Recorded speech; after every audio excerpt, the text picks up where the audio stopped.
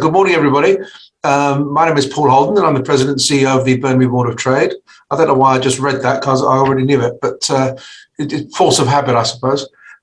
Before we start, I'd like to take a moment to recognise that we're on the traditional homeland of the Hunkaminam and Skohomish-speaking people, and we extend our appreciation for the opportunity to hold a meeting on this territory.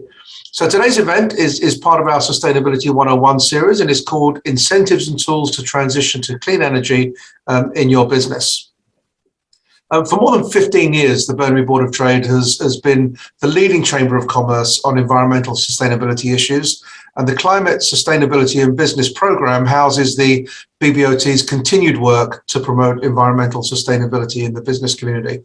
And you're going to be seeing throughout the year a number of events, either in this 101 format, in our traditional Green Talks format, which we do later on in the year, where we have multiple speakers, and other events and programming to help businesses improve their sustainability. Our suite of programming in this area, in the area of sustainability, is sponsored by a number of organisations who really help us to make this work possible. At the platinum level, we have SFU and the BCIT School of Business and Media, and and Bluemouth Technologies. And at the gold level, we have Electronic Arts, Hemlock Printers, ABC Recycling, Port of Vancouver, and Appia Development. And as always, I'd like to thank our annual partners, so those organisations who stand out as top corporate citizens in Burnaby and support our work throughout the year. And I think you can see their logos on the screen right now. So today we have, on behalf of our sponsors, one of those platinum sponsors, Bluemouth Technologies, is here with us today. And I'd like to introduce Howard Huang, who's the Business Development Manager of Bluemouth, to say a few words of welcome to today's panel discussion. Howard, can we hand it over to you? Thank you, Paul. Yeah, my pleasure. Thank you, BBOT providers, with their great platform here. And we all know both Canada and Burnaby have an ambitious emission reduction target for the upcoming decades. But how's everything going so far? Here comes some updates. In 2019, Canada's greenhouse gas emission were 730 million carbon equivalent, 730 million tons, carbon equivalent, 1.1% less than 2005. However, the emission from road transportation grew from 130 to 153 million tons, an increase of 17.7%. Come to Burnaby. In 2019, the greenhouse gas emission increased 3.3% over 2018. Vehicle as the largest emitter accounted for 50.5%. It may go worse. In 2020, Canada's retail e-commerce increased 70.6%.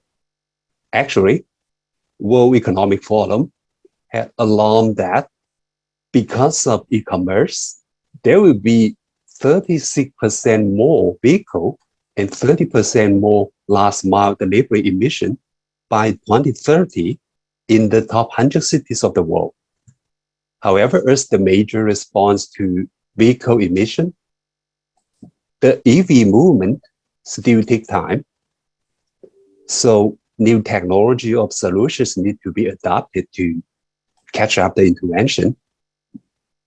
Bluemouth's smart parcel locker solution, BlueBox, just that green technology to tackle the inefficient last mile delivery. It can significantly improve the work efficiency, reduce the vehicle volume and carbon emission on the road.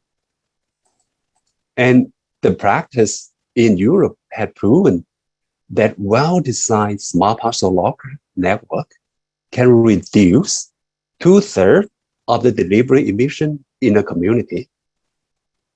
We are more than happy to see that the updated Burnaby Transportation Plan 2021 takes more actions on goods and delivery movement in Burnaby.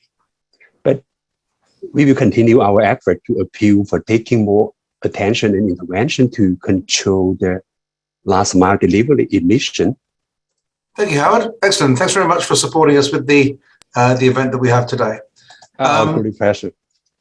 And so today's event, we're going to hear from a panel of speakers from FortisBC and BC Hydro, who are going to be highlighting some resources, tools and incentives to help businesses of all sizes and across all sectors in reducing their energy use and increasing efficiency and in transitioning to using more clean energy in their operations. So our panel for today, we have from FortisBC, we have Ian Mitchell, who's a key account manager for commercial, office and retail, and he's an experienced energy management professional helping customers achieve their sustainability goals by working on numerous energy efficiency projects across multiple sectors. And working with him is his colleague, Marilyn Christensen, who is an energy solution manager for municipalities of FortisBC. So welcome to our Fortis friends. And Darcy Quinn is joining us from BC Hydro, where he's a business development manager, and he's responsible for developing and implementing initiatives that encourage customers to increase their use of hydro's clean electricity. So the speakers are going to start now. I'll keep an eye out in the Q&A or chat section as we go for any questions. So feel free as we go to post the questions, and we'll address them when the speakers are finished. So first of all, I don't know who I'm handing over to first. Is it you, Ian? Yeah. Okay, Ian, you're up. Thank you so much for the introduction. I'm just going to pull up my screen here.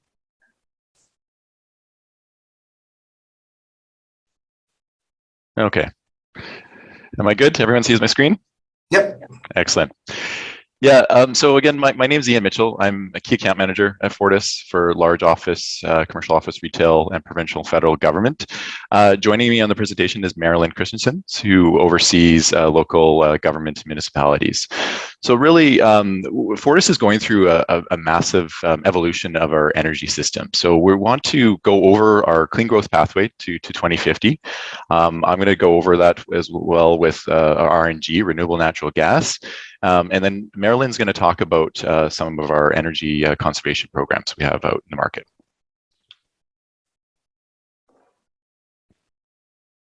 I think everyone knows who Fortis is, but one thing I just really want to focus on here is that we've been operating in the province for over 100 years. We understand the unique needs of the province. We actually are the largest provider of energy in the province, and we don't just provide natural gas. We provide renewable natural gas and also electricity in our shared service territory, which is in the green section there.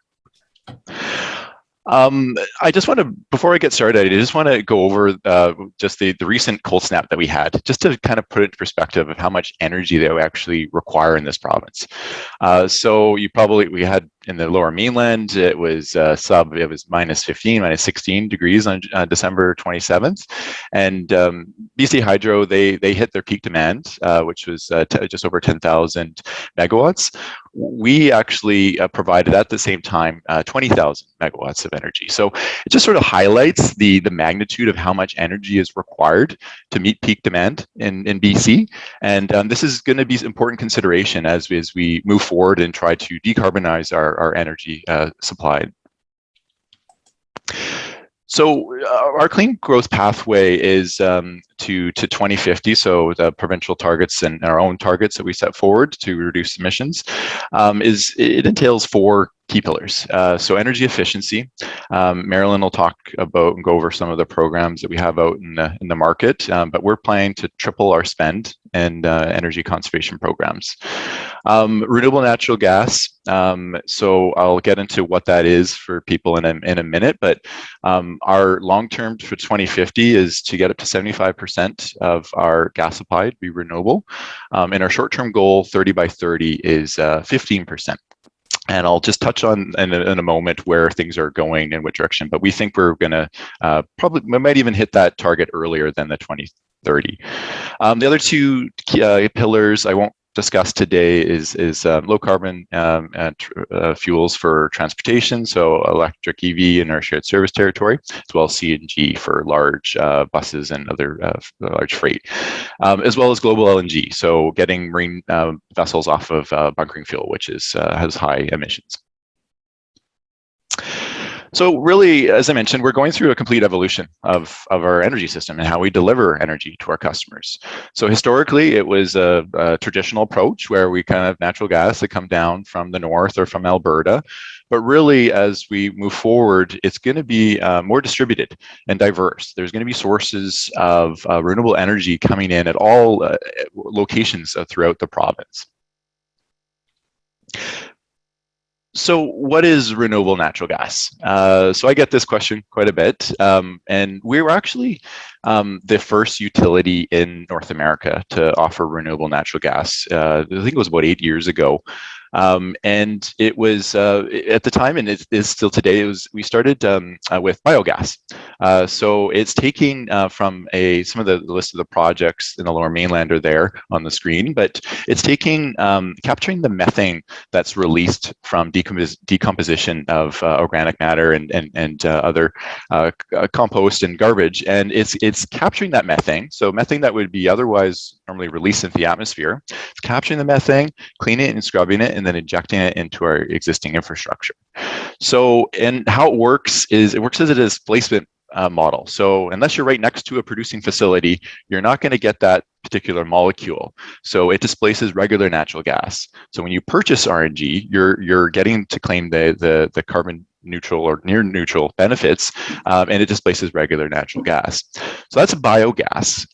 And we're also looking at other sources and syngas and lignin. So taking wood waste and converting that into renewable gas, as well as hydrogen. And hydrogen is going to be it's going to be a larger component as we move forward throughout this decade, and definitely closer to 2050. But we're looking at two forms of hydrogen. One is blue hydrogen. So it's taking natural gas molecules, sequestering the carbon, separating the molecules and sequestering the carbon. You have hydrogen. And also looking at green hydrogen, which is through electrolysis. So taking renewable energies and electricity and separating a water molecule, and then the outcome is hydrogen. So, and you could also think of that as a storage and energy. It's a big battery. So you could create hydrogen from renewable energies, which then can create hydrogen that could be used, shipped overseas or used and throughout our distribution at a later date to meet heating and other demands and throughout businesses. So the benefits of renewable gas. I mentioned you could use your existing infrastructure. So there's no need to upgrade your downstream equipment because it works as a displacement model. It has very low emissions. So these are some numbers got from the provincial government. Actually put up these numbers for conventional gas and renewable gas and electricity. So it's very low because it's conventional gas is about 49 kilograms of CO2 per GJ. Renewable gas is 2.29. And so it's very low carbon emissions. It's also affordable. So there is a premium to regular natural gas. It's a $7 premium when you factor in the carbon tax, but it's an affordable option to lower emissions throughout your businesses. And I don't know if you can see on the screen, it's maybe a little bit too small, but just to put it into perspective, for a small commercial rate class, you're not talking a huge dollar amount, and you could buy a blend as low as 5%, which could be about extra $10 a year. And you can move up to purchase 100%. So you're not talking a huge amount of money, depending on what blend level you want to go for purchasing. So this is our supply outlook. So right now, the program was, as I mentioned, we had the program in the market for a number of years. The demand actually is, over the last, I would say, 3 or 4 years, has really picked up. So our supply actually ran out. We over the last couple of years, we didn't have the supply to meet the demand, but we are very aggressively sourcing new projects, and we just reopened the renewable natural gas program just last fall. And so right now it's going to be, the focus is on biogas or RNG projects, but we have one large syngas project up in the interior that's going to be producing later this year or 2023. It's a wood waste facility, or taking wood waste and creating it into a syngas. But then as you see, then hydrogen, especially after 2030, is really going to be a big part of our renewable gas system. And this sort of gives you the short-term outlook over the next 5 years. So right now we have about 1% of our gas supply renewable, but over the next, until end of 2023, we have about, I don't know the latest count, I think it's about 16 projects that have been approved by the BCUC and are at various stages of development.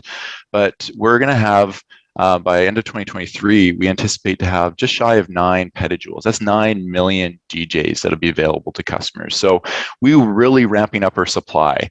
And that's about, to put that in perspective, that's about 5% of our gas supply. And we have a number of other projects too that are identified, that we're in negotiation stages on. So really and this is 5 years, and our target, our 30 by 30 target, was 15% of our gas supply to be renewable gas, which equates to 30 petajoules.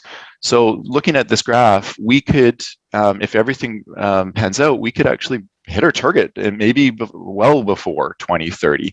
And that's what we're striving to do.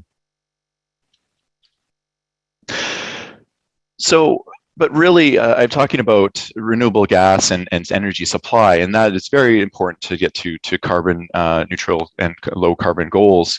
But first and foremost is energy efficiency. We need to make our buildings and businesses as energy efficient as possible in this province.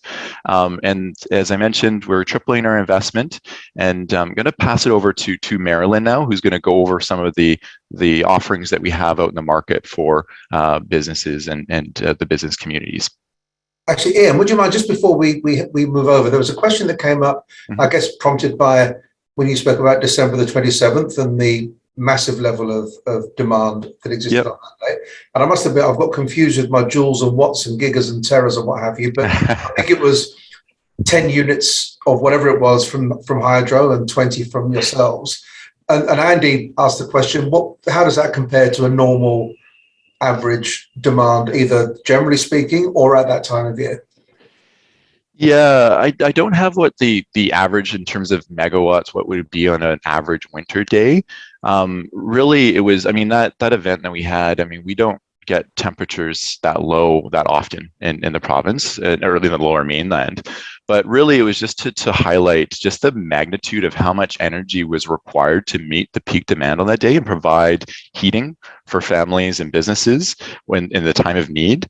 And it was, I know hydro and maybe Darcy could comment on it, but they that was their peak demand. They exceeded their peak demand target on the highest point on that day, which was just over 10,000 megawatts. And our system was 20,000. So it was, we provided a lot of energy at that time. So it was really, I'm not sure exactly what the equivalent would be on an average winter day, but it would probably be, if I had to guess that we were providing, it would probably be maybe half of that amount or 3/4 of that amount. But I don't know, I don't have that number in megawatts, what a normal winter day would be. Okay, thanks, Ian. Sorry. Ian, I'll just jump in on it. I think our view would be very similar to Ian's view. It's kind of on an average day, that would be kind of 50% higher than what we'd see on an average day, and probably for a winter day, probably 30 to 40% higher. So it was quite a bump in demand due to the cold snap. Thanks, Darcy. Thank you. So sorry, please carry on, Marilyn. No problem. Thank you very much, Paul. Appreciate it. And thank you to the Burnaby Board of Trade for hosting this today. And we really appreciate the opportunity to talk to you about energy efficiency and rebates and from both utilities.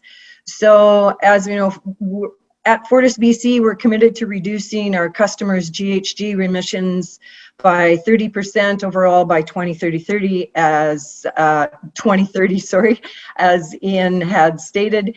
And our energy efficiency initiatives are key, and they're supported by our rebate programs. And just to give you an example, from 2019 to 2022, we're tripling our overall investment in energy efficiency programs to the tune of $368 million. So in our programs with the FortisBC programs and incentives, we have commercial prescriptive, new construction, retrofits, and I'm only speaking to the business community. We also, of course, have lots of residential rebates that are available. So how do you find these rebates, and how can we give you money? So, of course, you go to our website, and there's a section for homes, and I've highlighted the business one, and then you just put your location if you're from Burnaby area, and it'll come up with a full menu of up to 28 rebates. There's a lot of rebates that are available. So I'm just going to touch on a few of them, give you a top level high overview of what we have available. So natural gas boiler rebates, we have up to $45,000 for your rebates if you're going to implement upgrade to higher efficiency boilers, and of course air curtain rebates. And I'd like to mention focus in on our commercial energy assessment program, which has been a very popular program. So it's a free energy assessment for your business. All you do is fill out a one-page application, and we have our contractors to come in, and they do a basic energy assessment for you. They identify the rebates that are available, the energy efficiencies that you can upgrade to, and reducing your GHGs, which is very important in this day and age, as we know, and it gives you an opportunity as a baseline for your business. So you can do as many as you want, especially in the municipalities, they bundle their buildings, and so it gives them a baseline to start from, and then an opportunity to look at all of your buildings and energy usage, and then ways to reduce your energy usage. So we also have our commercial new construction programs up to $500,000 on your projects. Of course, your rooftop units, condensing, makeup, air handling, continuous optimization programs. We have custom efficiency program, which is basically a retrofit program for existing buildings. So we pay for energy studies. You're going to save 1,000 GJs per building, and if you have a particular building that doesn't quite meet that threshold, what we can do is bundle the buildings. We work with you basically to give you incentives that will help reduce your GHGs and your energy consumption. We also have water heater rebates, rental apartment, energy efficiency. Again, there's no charge for that. Energy specialist funding if you need somebody on staff to help you out, which we help out with many municipalities. HVAC controls, the gas boiler rebates for nonprofits, natural gas furnace rebates, which is new, which is an opportunity to upgrade your gas furnace. And next slide, Ian, thank you. And natural gas kitchen equipment rebates. So that's another popular one for commercial kitchens. And steam boiler rebates, and we have natural gas water heaters, pipe and tank installation, radiant tube and unit heater rebates, and our rink deaerator rebates up to $21,000, which is a very unique way to use in your ice rinks. Small commercial new construction program, small commercial new construction program for nonprofit organizations, and of course, social housing retrofit support program. And I believe there's a couple more, the steam trap audit replacement rebates and thermal curtain rebates.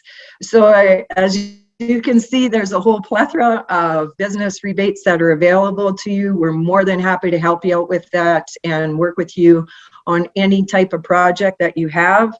I'm Marilyn, and of course, Ian, we're here to help you out. And again, thank you, Burnaby Board of Trade, for hosting us and having us today.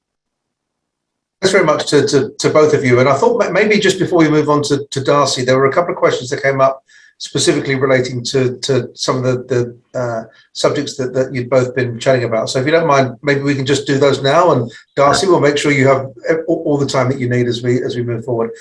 So somebody posted a question, and I do want to make sure I try to get this right. So I'll just read it verbatim, which is, as many businesses from other provinces are looking to purchase RNG to report zero scope 1 emissions, is Fortis planning to get these RNGs certified so that businesses could purchase these certificates?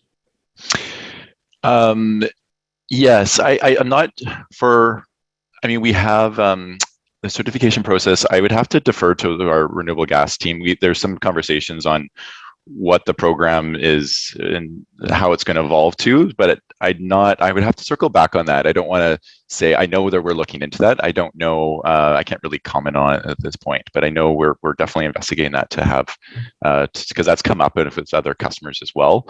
So yeah, I'll have to circle back on that. Okay, thank you. And I'll do one more here because there's a few other questions that have come up, and I think they might be relating to all the speakers. So, but there's one that might be just more relevant to you, which is the difference between blue and green hydrogen. How would you quickly describe that? Yeah. So I went through that quite quickly. So blue hydrogen is taking natural gas and you're separating the molecules. So you have hydrogen and then you sequester the carbon in simplistic terms. That's blue hydrogen. Their green hydrogen is through a process called electrolysis. So you're taking electricity that could be from the grid, that could be from renewable energy sources such as wind and solar, and you add water. You take and you separate. Basically, what it is separating out the water molecule to hydrogen, which is then in essence, it's like a storage of energy, which it can be used. You could pipe it, you could use it within the province, it could be used outside of province for when you need energy. Because one of the problems with renewables is it might not be windy or sunny on those coldest days of the year. So having hydrogen is definitely a big advantage to be able to store energy and to use it for a later date. Okay, thank you. And another, just quickly, which is relevant to what you've been talking about, how much RNG do you currently have in your resource stack? Right now, our supply is 1%. So I think it's around just over a PJ, I believe, right now. I don't have the exact, it's just over a PJ, so 1 million GJs. As I mentioned, we reopened the program just in the fall. So we're monitoring and we're going to be drastically ramping up our supply over the next 2 years. So probably a lot of that supply, I mentioned 9 million GJs, is a big chunk of that's probably going to be in 2023. But definitely this year we're getting access to a significant increase of supply to meet the needs of our customers. Okay, thanks very much, Ian. And we've all learned a new definition for PJ today. Thanks, Ian and Marilyn, for your presentations. And time to hand over to you, Darcy. Great, thanks very much. And is my presentation showing up on the screen? Yes, it is.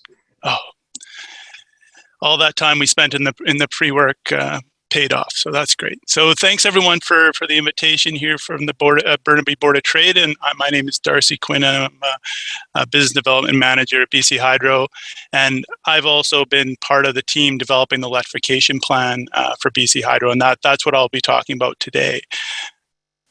So this kind of covers similar context to what Ian provided, but we see like greenhouse gas emissions are really growing in BC, and with the Clean BC Plan, which is the provincial climate and economic development plan that was launched in 2018 and revamped in 2021, there's three sectors that of key interest for reducing greenhouse gas emissions. It's the industry, so that industry represents about 40% of provincial emissions. Transportation, which represents another roughly 40%, and then buildings and communities, which it represents about 15 to 20%. So I understand a lot of the folks in this call are going to be around the buildings and environment, but just wanted to cover all three of these sectors as we go.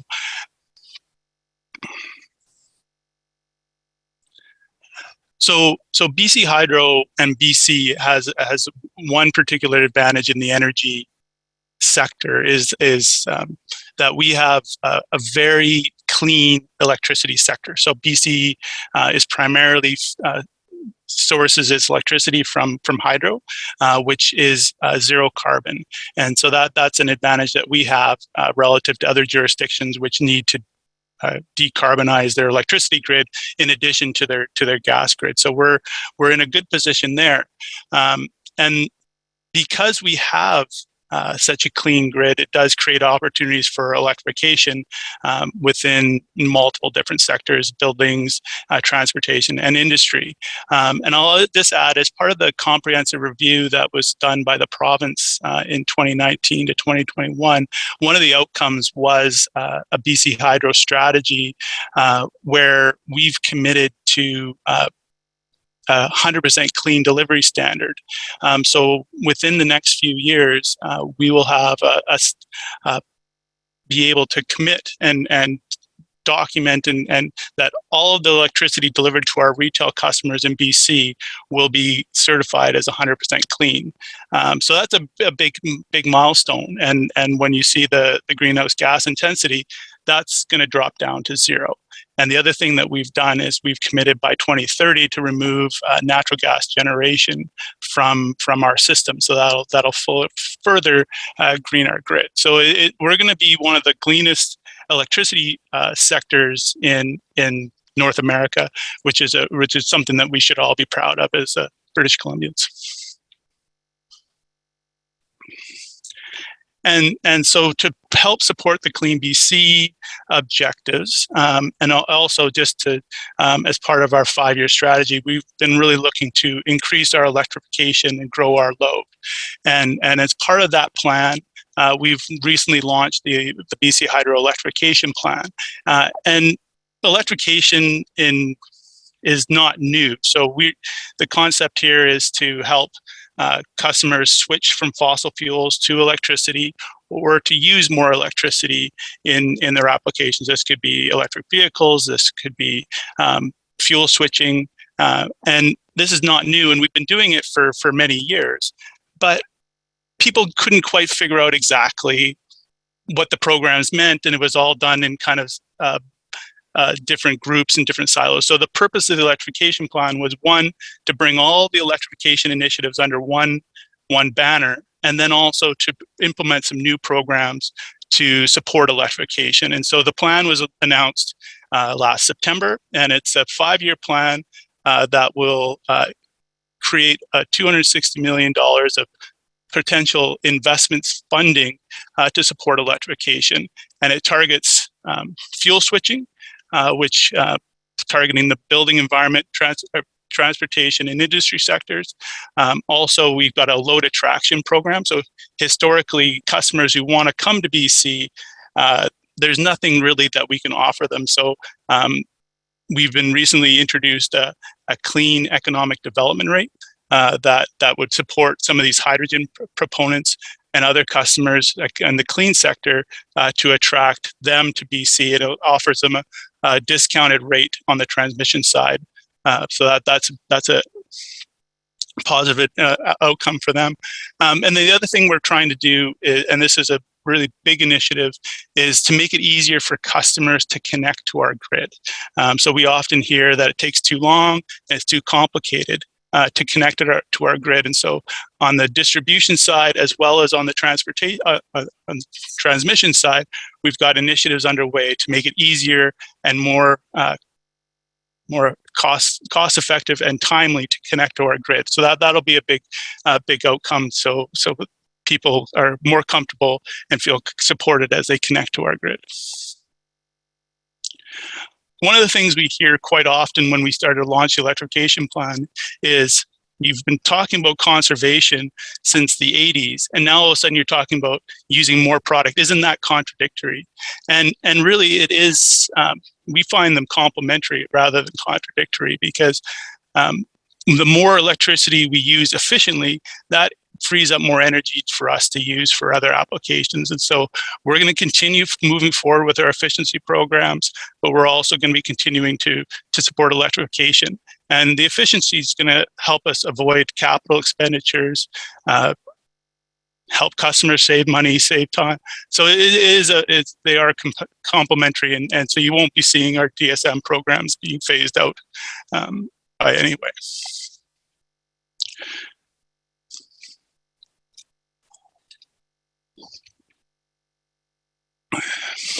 So at a high level, this is what the Electrification Plan, the projects identified within the Electrification Plan are targeting to achieve. So if we fully actualize our plan, we'll achieve 3,100 gigawatt hours of new electricity load. So that's quite a bit. That's more than Site C. And then it'll also help reduce CO2 emissions by 930,000 tons. So that's a couple 100,000 cars off the road. So these are big initiatives, and you can see the primary sectors that we're going to get a lot of the reductions is from the building sector and the industry sector. So that's our primary focus.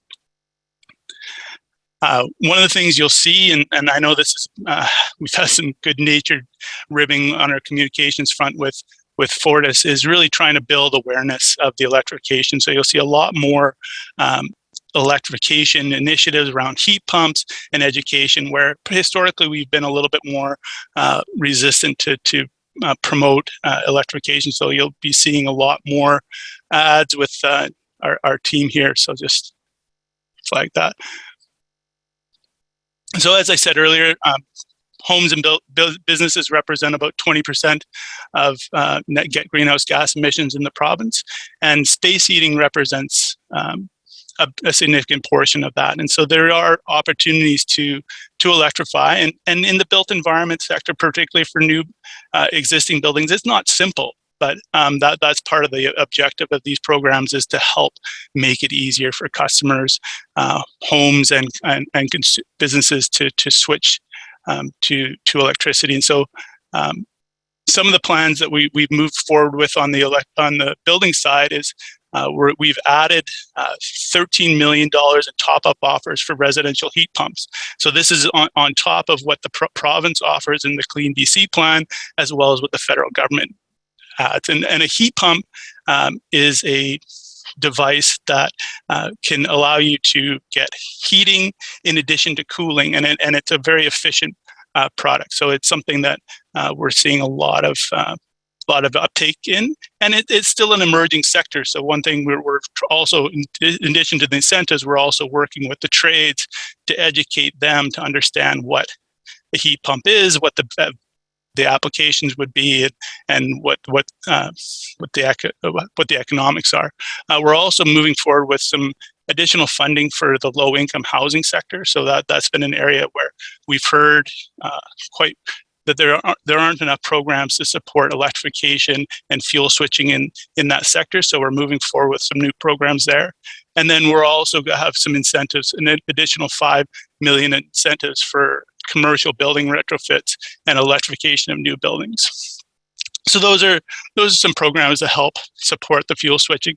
And these are all new programs that go on top of the existing BC Hydro programs and the existing Clean BC program. So it's quite a good opportunity. And the other thing that we've done is we've expanded the Energy Manager program. So some of the larger customers in the commercial sector have an energy manager that's partially or fully funded by BC Hydro to help them identify energy opportunities in their operations. And that's been a very successful program for BC Hydro. So since we have another commercial building folks on the call, I just wanted to flag one of the things we wanted to flag is there's a number of programs. These are existing programs and new programs in place that can help support fuel switching. And one of them is called the Commercial Express program, and the other one is a Custom Light program. And so this can offer study funding as well as capital incentive funding for fuel switching. And I'll include some references at the back end, and just in terms of who to call to get more information about this. And so in transportation, one of the big focuses is continuing to build out our EV infrastructure. So we've now committed to building 325 fast charging sites throughout BC. For the commercial customers who are looking at fuel switching, we're going to be providing advisory services, study funding, and infrastructure assessments for commercial fleets to help them understand what they need, the infrastructure they need to move forward. And then there's some 30 million incentives for electrification for the commercial fleets as well. So good news for them. And then for the industry, fuel switching incentives, also about 60 million incentives there, new incentives for large customers looking to switch from fossil fuels to electricity. And this is on top of in addition to the Clean BC Clean Economic Development rate, there is also a fuel switching rate as well. So this is a rate that was announced last February, and this allows customers to reduce their energy costs for 7 years as part of their initiatives. And then also another program that's been really successful and is getting a lot of interest from customers is a facilities electrification fund. So this can help offset some of the costs for connecting to the grid. And this is a provincial program supported by the federal government. So it's another program that we've been working with. It was launched in January 2021, and we've got a number of potential proponents there. So it's a lot of activity going on there. And we're seeing on the industrial side, we've never been busier in terms of customers looking to fuel switch. It's amazing the number of customers that have come in, and it's good news for us and good news for the environment, but busy times here at Hydro. And then again, we are seeing, obviously, as Ian mentioned, hydrogen seems to be a huge emerging sector for BC, and we're seeing a lot of interest from the clean tech sectors, hydrogen sectors, as well as data centers. And so we've introduced some incentives and study funding for these potential customers to come to BC and connect to BC Hydro grid, because historically, we've never competed for international clients before. People come and say, oh, we want to set up in BC because there's forest resource or mining resource. But now, when a data center can often be situated anywhere, we want to compete for that business. And that's a new culture shift for BC and BC Hydro. So that's something we've been working with. And one of the things, we've got a program to help customers identify existing infrastructure where that may not be in use right now, where they can connect to the grid, and that helps them reduce their time to connect, which is a positive outcome for a lot of customers as well. And I've mentioned this a couple times. We're really committed to making it easier for customers to connect to our grid. And it's an important initiative within BC Hydro. And so we're looking at new business practices and processes, different models for delivering projects, and then ensuring there's customer support from the beginning to the end of this. And as I said, on the industrial side, on the transmission side, and the distribution side, we're having so many inquiries that it's necessity is to fix our processes and allow us to scale up, because it's just the workload is just massive right now. So it's good news, but it is a challenge for the near term. And then in terms of timing, The electrification plan is BC Hydro is a regulated utility. And so we do every few years, we do a submission to our regulator, similar to Fortis, where we ask for them to approve our rates and our costs. And the electrification plan is in front of the commission right now. We are in the process of our second round of intervener requests or information requests. And so there's a lot of interest, but we have a number of programs in offer. And then once we get clarity from the commission, we'll launch the rest of the programs under the electrification plan. And so those will be available starting in spring 2022.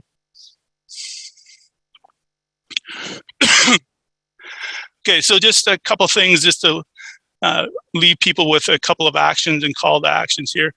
So if you're looking to get some advice, I'd really strongly recommend the small building energy coach. So that's a service provided by Clean BC and supported by BC Hydro, and they can help you understand. Marilyn can do this as well. Our key account managers can do this as well.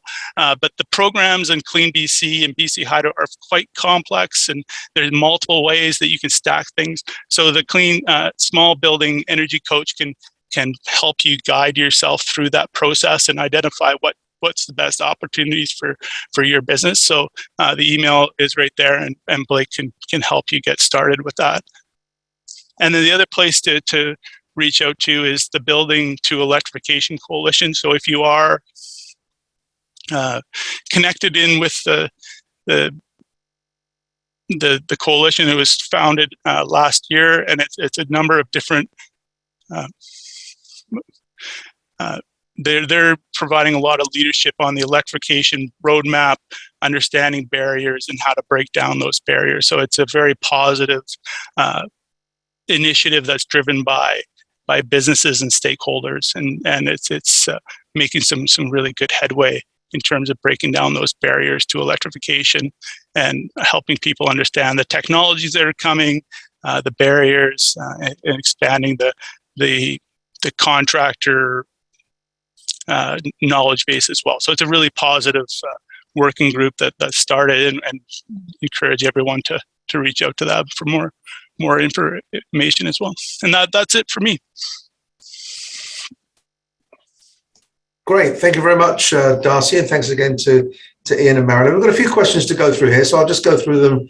They're in a mix of the chat room and the Q&A area, so I'll kind of move around. Amanda asked a question which I think has been answered to a great degree, but it was around, would you think that the first step for most businesses would be to get a commercial energy assessment, which would inform businesses on the rebates they should pursue? I think you've touched on how businesses might understand the clean energy, Clean BC program better, but maybe a word on that question. Yes, certainly. I think it depends, like the energy assessment, like if you have no idea what to look at, where the opportunities are for savings, or you're a smaller business, I would say the energy assessment definitely makes a lot of sense. It's a free assessment that will identify opportunities, but also could lead to a more detailed study at a later date. If you're a larger user of gas, and what to focus on, whether it's upgrading your boilers or heat recovery chillers, then I would say look at our custom design. We have minimum savings of 1,000 GJs for that program. So I would say it depends on the size and how knowledgeable you are about the areas of focus, or where the opportunities are for savings. Okay, thank you. And I can't remember, I think it was Marilyn was talking earlier about non-profits and where they might fall in terms of, the question was, do they fall under the general business type for all rebates and incentives? And I can't remember if that was Ian or Marilyn who mentioned that, but just clarifying where non-profits would fall. Definitely. So nonprofits, there are different programs that we have that are tailored specifically for nonprofits, but generally if they don't fall under that one, they'll fall under our other rebates. So we do have rebates for both. Okay, thank you. A question around if any of the panelists have any thoughts on businesses using offsets as an additional tool to reach towards carbon neutrality for their operations. I'll throw that open to see if anybody wants to jump in. I guess I'll provide my comment.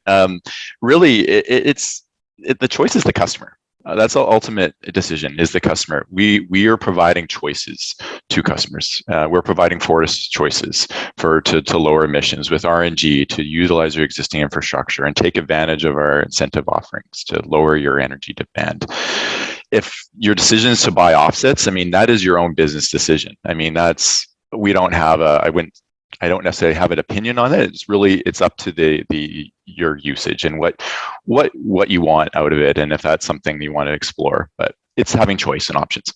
Yeah, thanks. And Darcy, I saw you nodding. Does that? Yeah, I totally agree with Ian's comment. Like, it's nice to have choices, and unfortunately, in your building operations, there's nothing we can do to offset your plane flights and other things. So that may be where you use offsets if you want to get down to zero. But as Ian says, there's a number of options here that can, in addition to reducing your greenhouse gas emissions, is going to save you on your gas or electricity bills as well. So there's kind of the 2-for-1 opportunity there. And so look at the economics, make a trade-off decision once you've had an opportunity to engage with an energy coach or have your assessment done. And if the numbers don't work, then offset makes more sense. But if you can make the numbers work, save money, seems like a good way to do it for the long term. Thanks a lot. And another question that came up, which we hear quite a lot actually from members, not everybody owns their own buildings. So for people who, like us, are tenants in a building, you sometimes feel there's not all that much you can do. Do any of the panelists have any thoughts on some things that businesses maybe haven't thought of that they might be able to do, even if they're not the owner, they're a tenant in the building? One thing that comes to mind is, do you own the equipment? If they own the example gas equipment, and you have a separate gas meter and you have a bill you're getting from Fortis, then you can take advantage of our programs and offerings. If you have a landlord and just one central account and you don't own the equipment on site, you can talk. I would say reach out to your landlord. It would have to, any sort of participation in programs would need to come from them, the account holder. But if you do that and you get other tenants to do that, you could really help maybe push the needle and make them look at at least doing an assessment or study. And for renewable gas, it's the same. You have to have a direct Fortis account, but I would say talk to your landlord. And I'm working on one, but we're working with one customer right now where they don't have the account, but they're working with the landlord to because the bill's split up between two tenants, so they're just purchasing 50% renewable gas, and they're paying a little bit more for that, but it's going through the landlord. So there's options, but I would definitely speak with your landlord. Thanks. Darcy, anything to add? Yeah, I would just say the other place where we're seeing the downtown core is on a distribution district energy system, and so they're using natural gas now, and so that means a lot of the customers here are using gas and the district energy. And one of the nice things is the creative energy is actually has a strategic plan to reduce their greenhouse gas emissions, and so one of the things they're doing is moving to an electric boiler, and so you're going to see, without even having to do anything, you're going to get that benefit as well. But I think Ian's. I'm going to have to answer one of these questions first, Ian, so that I don't have to disagree. But I'll go to you first next time around. It'll be a hard one, I'm sure. But no, I think the way Ian answered is like, work with your landlord. You see on the Building Electrification Coalition, there's a number of landlords and building owners who are on that because they recognize the importance of reducing greenhouse gas emissions and energy efficiency. So they recognize it and they're involved. But the more encouragement and more relationships you have with that's a good way to move forward. Thanks, Darcy. Marilyn, did you have any other tips to add? Wear a sweater. Good point. Okay, Darcy, here's one for you then. From one of the earlier slides on utility rates, it looked like it costs more to use electricity for heating in buildings. How does this reflect on operational costs for businesses should they choose to switch to electricity? Yeah, it's a good question, and it differs from every customer, right? And unfortunately, and if you look at the rates of BC Hydro since 2018, we've actually been we've had 2 rate reductions, and we've been below the rate of inflation for since 2018. So our rate, we've been able to maintain good rate profile, but in some applications, the cost of switching is too big of a gap, and so that does have an issue. But so I think it comes down to your energy assessments and looking at the overall economics, and then when you factor in how would you offset your costs? I mean, that's the other thing you'll have to look at. So generally, historically, gas has been cheaper the last 5 or 6, or since 2011 when the shale gas revolution hit. Gas has been really cheap, so it has been a challenge for people to switch to electricity, and we've been working to bridge that gap and make it more cost effective for sure. Thank you. Thanks. Patrick asked if Darcy could share the earlier slide that showcased the infographic outlining the overall strategy. Patrick, did you mean share it now for the group, and if you had a question on that, or were you just hoping it would be shared after the meeting? And while Patrick's thinking about that and answering it, we'll move to another question, which is Hydro considering, as part of the electrification plan, to scale up or re-engineer substations to accommodate larger PMTs based on recent and future industrial and commercial demands? We are looking at that, particularly where we have a high distribution load. So typically, under our regulations, it's difficult for us to build ahead of need. So we have to work with our regulator to do that. But there are some places where we can potentially future-proof the substation design so that we can allow for future growth, and that's a priority for the company, is to make sure that we don't build a substation and then in 6 minutes or 6 months say, oh, we need to build a new substation or expand that substation. So we're trying to future design these ones to allow for growth. Right. Okay. Thank you. I'm just having a look around here to see if I've missed anything, which I may have done. Patrick, feel free to oh, here we are. Yeah, could you just show that slide again, do you think, Darcy, the one that was on your presentation? Oh, actually, we're going to share the slides with everybody after the event. So Patrick, you'll get a copy of it, as will everybody else, after the event. So thanks for that. If Patrick has any questions, you feel free to reach out to me, and I'm happy to answer. Yeah, thanks, Darcy. Thank you.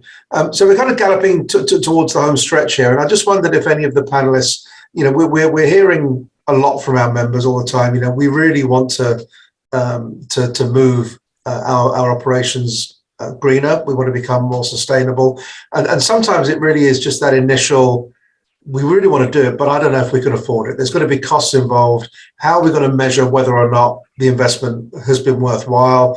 How long is it going to be an upfront cost before we start to see some of those benefits?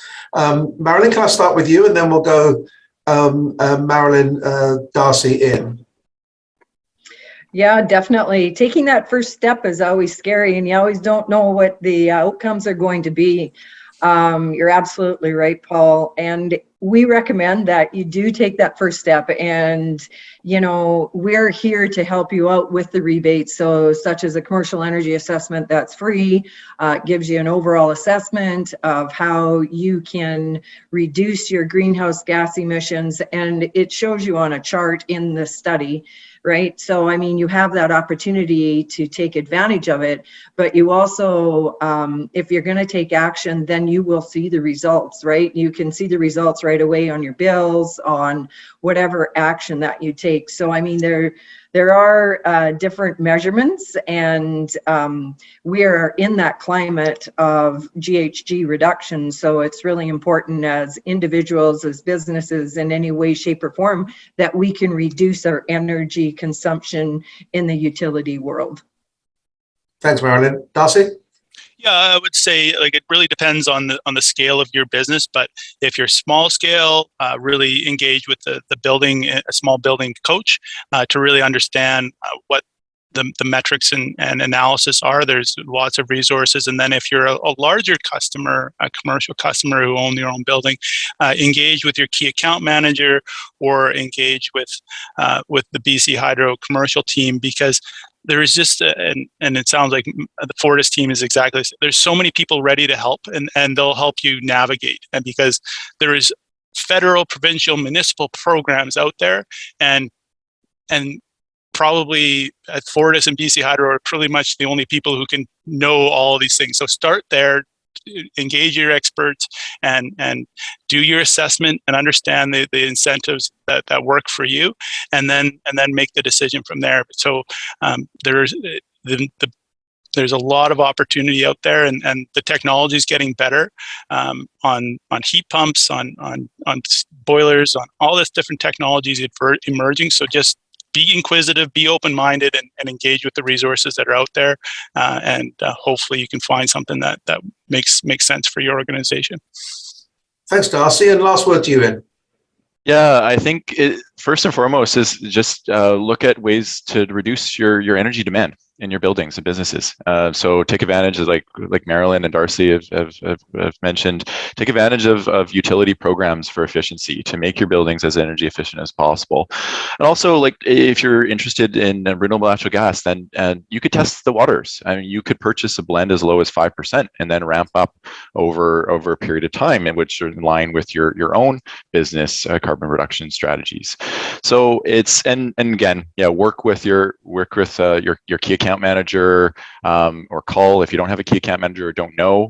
Reach out to one of us, and we'll put you in touch with someone. But and if you have any other information, you want to learn more about renewable gas and our supply, by all means, reach out to us, and we're happy to go through that with you. And one final mentioning is it's very easy to sign up for renewable natural gas. You could do it through your accounts online. Or if you are a larger consumer and you have a key account manager, reach out to myself or Marilyn. Thank you. Thanks. Yeah, I think that's kind of helped us to wrap that up, and I appreciate that. Thank you very much. Just to wrap up on our side, I mentioned at the very beginning that as an organisation, we have very much led the way as a Board of Trade or Chamber of Commerce in terms of helping businesses to become more sustainable for more than a decade now.